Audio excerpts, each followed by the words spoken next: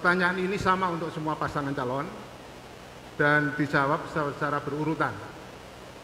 Sesuai kesepakatan, yang pertama menjawab nanti adalah soal nomor 1 ini, soal nomor 1. Pasangan nomor urut 3, dilanjutkan pasangan nomor urut 1, kemudian pasangan nomor urut 2, dan yang terakhir pasangan nomor urut 4. Waktu menjelaskan adalah 1,5 menit.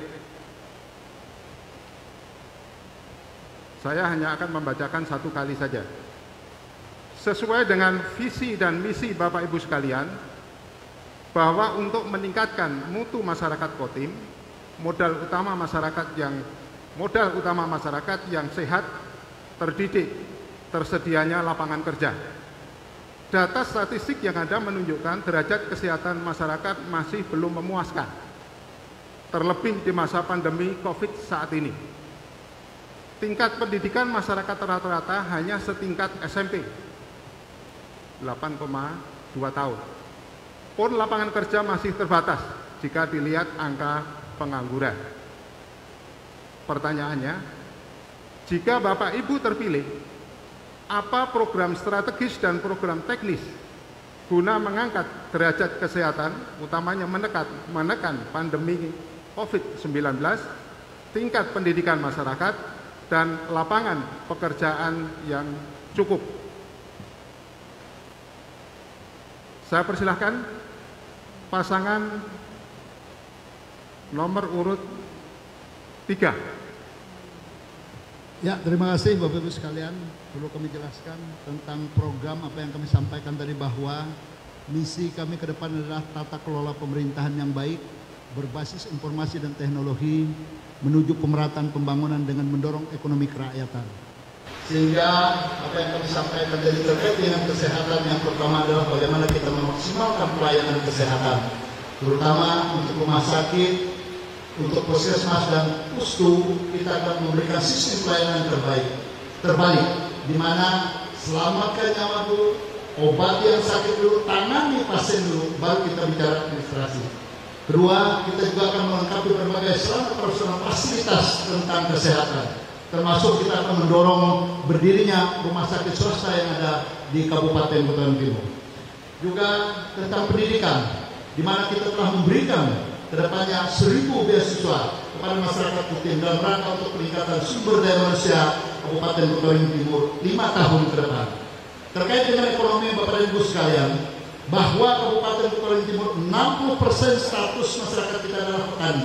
Oleh karenanya, kami pasangan pantas akan mendorong ekonomi maupun Pratama, dan kita juga setuju untuk mengembangkan rumah sakit swasta untuk bersaing dan menjadi kompetitif. Selanjutnya di bidang pendidikan, kita juga salah satu memberikan beasiswa sebanyak 500 orang. Ya, karena kita menyesuaikan kemampuan keuangan pemerintah daerah, apalagi saat ini kita sedang mengalami pandemi COVID-19, di mana pendapatan daerah kita itu menurun drastis. Dan yang ketiga, untuk lapangan kerja, kita salah satu program kita sebagaimana yang saya sampaikan, bahwa kita akan membeli alat berat yang akan disediakan di setiap kecamatan untuk membuka lahan-lahan tidur, lahan-lahan terlantar masyarakat, sehingga masyarakat punya pekerjaan dan punya penghasilan. Untuk itu, sehingga pasangan Harati akan memperhatikan pertama pendidikan, kesehatan, dan juga lapangan kerja, karena dengan kita membuka lahan-lahan tidur yang ada itu, dengan bantuan alat berat yang pengadaan dari pemerintah daerah, saya yakin lahan-lahan tersebut bisa terpakai. Terima kasih. Produktif. Terima kasih. Selanjutnya, pendidikan. Kita ketahui bahwa angka partisipasi pendidikan untuk tingkat lebih lanjut sangat rendah, hanya 75% tingkat capaiannya, tapi rendahnya. Nah, kemudian ke depan kita akan memastikan tidak ada lagi anak-anak yang putus sekolah, karena kami menyaksikan sendiri banyak anak-anak putus sekolah karena keterbatasan infrastruktur, akses desa, akses antar kecamatan, sehingga mengakibatkan banyak anak-anak yang tidak bersekolah untuk melanjutkan pada jenjang lebih tinggi. Kami juga akan memastikan biaya pendidikan lebih murah pada masyarakat miskin, sehingga kesenjangan dalam bidang pendidikan akan teratasi, tentu dengan bantuan beasiswa dan lain-lain yang akan memudahkan bagi kita. Ya, terima kasih. Dilanjutkan pasangan calon nomor urut 4. Mulai. Terima kasih. Jadi yang kami akan lakukan mengenai lapangan pekerjaan, kita menyadari Kabupaten Kota Waringin Timur ini adalah. Kalau tadi dikatakan pelayanan kepada seluruh masyarakat yang ada di Kota Waringin Timur, kita akan menambah pustu di desa-desa yang ada. Kemudian kita melihat pembangunan rumah sakit Dr. Murjani Kota Waringin Timur. Ini belum seimbang dengan pelayanan kita, terutama spesialis dokter, spesialis jantung, spesialis paru-paru, spesialis ginjal belum maksimal. Kita juga belum memiliki alat-alat yang canggih untuk mendeteksi penyakit-penyakit yang ada, sehingga nantinya kalau kami terpilih kita akan menyiapkan itu. Kemudian di bidang pendidikan. Waktu habis. Terima kasih. Selanjutnya akan saya bacakan soal nomor 2. Soal ini juga sama untuk semua pasangan calon dan dijawab secara berurutan. Sesuai dengan kesepakatan yang pertama menjawab pertanyaan soal nomor 2 ini adalah nomor urut 2, kemudian 3, kemudian 4, dan terakhir 1.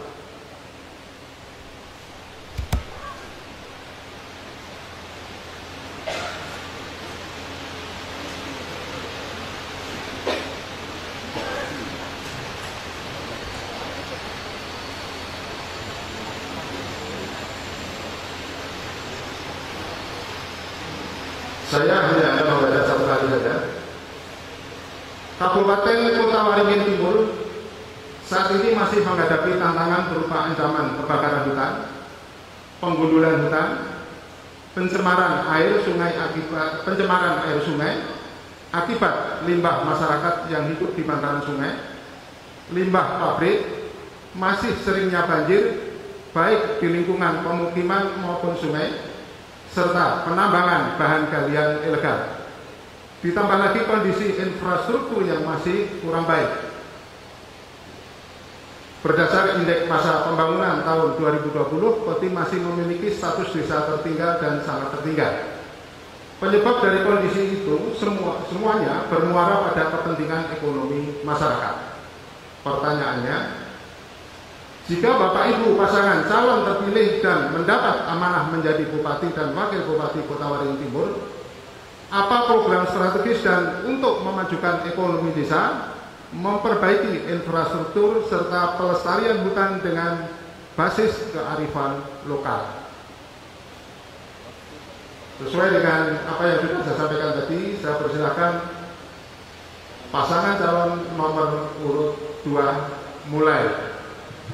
Jika mana nantinya kami menjadi Bupati Kota Waringin Timur, kami akan menumbuhkan kesadaran untuk hidup bersih, untuk hidup sehat, guna mencapai kesehatan yang maksimal. Adapun dari sisi untuk penambahan hutan dan sebagainya seperti yang Bapak sampaikan, kami akan memberikan pelatihan-pelatihan penyuluhan sehingga membentuk SDM masyarakat desa yang tertinggal akan lebih sadar akan penambahan hutan. Berikutnya, apabila terjadi seperti yang Bapak sampaikan, bahwa kami nantinya bagaimana kita meningkatkan kesejahteraan masyarakat desa, yang pertama dulu kita harus membenahi infrastrukturnya. Problem utama di Kotim ini adalah infrastruktur. Bagaimana produksi tinggi, bagaimana akses ekonomi akan meningkat kalau infrastrukturnya jelek. Karena itulah hal yang utama akan kita benahi adalah infrastrukturnya. Kemudian untuk meningkatkan sumber daya kita memperhatikan bagaimana hal tidak bertentangan dengan kerusakan lingkungan dan lainnya, maka tentu adalah kita akan melakukan edukasi sungguh-sungguh kepada masyarakat, membangun hubungan yang baik dengan pihak lembaga-lembaga swadaya masyarakat yang konsen terhadap lingkungan. Kemudian bagaimana kesejahteraan, kita akan membenahi berbagai sektor unggulan, kawasan-kawasan akan kita bangun, kawasan produk-produk unggulan akan kita bangun. Contoh adalah kawasan selatan, misalnya kita akan benahi, di sana ada sektor unggulan yang harus kita sentuh di bidang pertanian, di perikanan dan sebagainya. Kemudian, terima kasih. Dilanjutkan pasangan calon nomor urut 3. Terima kasih pasangan Pantas. Terkait dengan kebakaran lahan, kita akan memanfaatkan lahan tidur, akan memaksimalkan lahan tidur untuk memanfaatkan. Juga kita akan memaksimalkan tentang percetakan sawah dan lain sebagainya dalam rangka untuk ekonomi masyarakat Kabupaten Kotawaringin Timur. Dan juga tentang lahan gundul, kita akan menghijaukan kembali lahan-lahan dengan adanya lahan terbuka hijau dan lain sebagainya. Termasuk juga tentang adanya pencemaran, kita minta agar supaya adanya kesadaran pihak perusahaan besar swasta dan lain-lain untuk taat aturan dan taat asas. Juga terhadap tambang liar, kita akan memberikan wilayah pertambangan rakyat agar supaya rakyat Kabupaten Kotawaringin Timur bukan saja mereka tidak dapat dan bisa melaksanakan aktivitas, tetapi paling tidak mereka diberikan kesempatan dengan memiliki legalitas yang cocok dan resmi kepada masyarakat Kabupaten Kotawaringin Timur. Oleh karenanya kami pasangan Pantas memberikan yang terbaik kepada masyarakat Kabupaten Kotawaringin Timur. Lebih khusus lagi, kita akan memanfaatkan lahan tidur yang kurang lebih 40.000 hektar di Kabupaten Kotawaringin Timur dengan menanam jagung agar supaya menjadikan Kabupaten Kotawaringin Timur jagungisasi terhadap lahan-lahan tidur yang ada di Kabupaten Kotawaringin Timur dalam rangka untuk meningkatkan pendapatan masyarakat Kabupaten Kotawaringin Timur. Terima kasih. Terima kasih. Dilanjutkan pasangan nomor urut 4, mulai. Terima kasih. Jadi yang akan kami lakukan mengenai perekonomian kita, sudah barang tentu kita Kabupaten Kotawaringin Timur ini sangat luas sekali.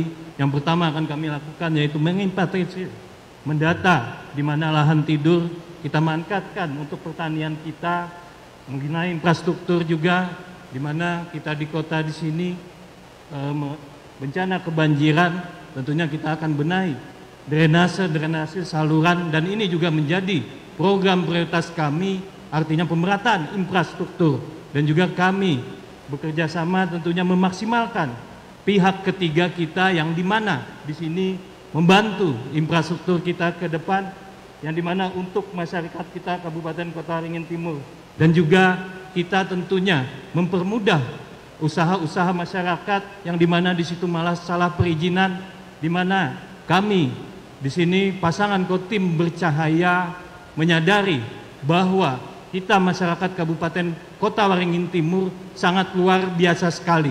Tapi pemerintah selama ini tidak pernah memberikan ruang terhadap masyarakat kita. Di sini program kami bersama pasangan Pak Samsudin bersama-sama masyarakat Kabupaten Kotawaringin membangun Kabupaten Kotawaringin yang kita cintai. Terima kasih. Terima kasih. Dilanjutkan pasangan urut nomor 1, mulai. Baik, terima kasih. Untuk kebakaran hutan, kita itu salah satu yang saya katakan tadi bahwa kita akan membeli alat berat supaya masyarakat kita tidak lagi dengan membakar hutan. Berladangnya terbiasa biasanya membakar hutan, tapi dibantu dan alat berat maka itu tidak lagi kebakaran hutan.